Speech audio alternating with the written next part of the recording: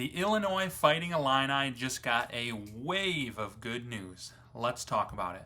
My name is Paul, and together with my buddy Aaron, we are the Big Ten guys. Tune in daily for news, insights, analysis, anything you could ever want Big Ten. This is the channel for you, so don't miss out. Take a quick sec, hit that subscribe button, hit the like button, get those notifications on, because we got a lot more Big Ten content coming. So Illinois, just getting flooded here with good news. Let's start first with a report that came out last week talking about the preseason honors for the Big Ten. So if you've never heard of the preseason honor list, the Big Ten puts out 15 players who they believe will be the most important 15 players in the country. Generally, it's a list of Ohio State players, Michigan players, Penn State players. Now you got Oregon players, you're going to see some USC players, and maybe in Indiana or in Illinois or, Wisconsin, Iowa, somebody sneaks a guy on there. But this year, Illinois didn't get one, but two players on the preseason honor list. That is huge for the Illini. And it's not like this is, a fullback and a safety or something. Every position has value. But these are arguably the most valuable positions on both offense and defense. Luke Altmaier was one of only two QBs who was given the preseason honor. So the Big Ten believes Illinois will have one of the two best quarterbacks in the Big Ten this year. And then Gabe Akis was given it for the defense. If you haven't caught our first Illinois video, I will post that at the end of this. I encourage you to go take a look. We took a deep dive into Gabe Akis and really the entire Illinois team and just what a beast he is. Bielema said he reminds him a lot of J.J. Watt, who he coached at Wisconsin. That is a lofty comparison. But as you can see, this isn't just coach bias. The Big Ten thinks Gabe Akis is going to be one of the 15 best players in the country. I promised you a wave of good news, not just one piece of it. So let's move on to the next bit, and that would be on the recruiting trail. Illinois scored a big-time quarterback recruit out of the state of Utah, Camden Lapati. He is a four-star, probably one of the better quarterback recruits Illinois has gotten in a long time. The number 16 QB in the country and a top 200 overall player.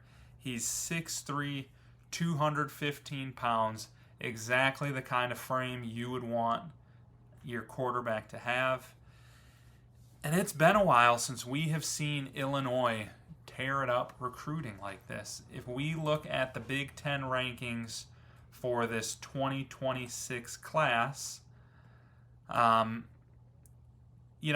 you'd love to see the Illini top 5, they're 9th.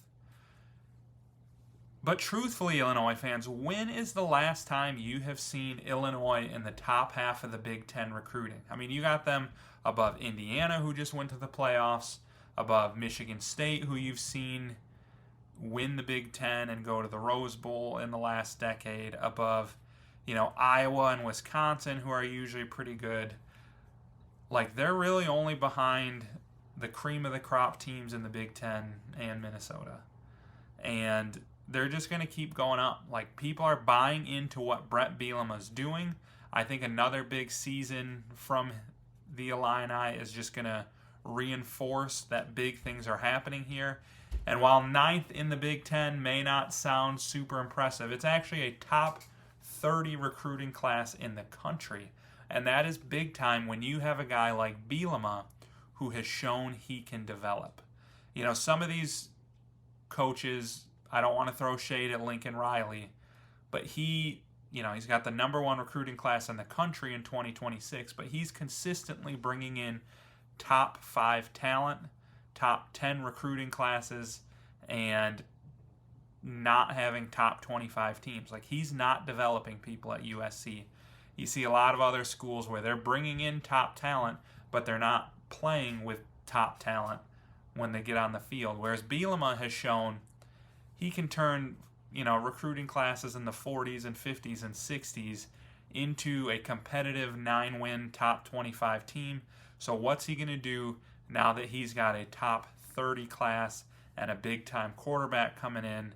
And I think, if you dive a little deeper into the class, they have a super impressive high-end 4-star wide receiver, which I don't think I've seen Illinois get a player like this in quite some time. So the future is bright in Illinois, and not just the future, the present is bright in Illinois. Sports Illustrated just kind of took a deep dive and wanted to know, how many wins does Illinois need to make the playoffs? If you scroll through their analysis, they tell you, we think a 10-2 Illinois team will make the playoffs. So let's take a quick look at the old schedule and see what we got. Western Illinois, cakewalk of a win. At Duke, that's a sneaky tough game. Duke was pretty good last year. That's not like a super daunting stadium to play in, but that's not going to be a gimme by any means. So kudos to Illinois for scheduling a real out-of-conference game, unlike Indiana, who's afraid to even play Virginia, and everybody in the SEC who tries to play, Kennesaw State and the Citadel every year. But I think they're better than Duke. I think we got 3-0 here. At Indiana, that's going to be a tough game. I think a lot of people have been talking about Illinois being this year's Indiana with the easy schedule. And while I think they're good enough to go 10-2 and make the playoffs like Indiana did, this is not an easy schedule by any stretch here. At Duke, at Indiana, Ohio State, at Washington, at Wisconsin, these are tough places to play. This is a challenging schedule.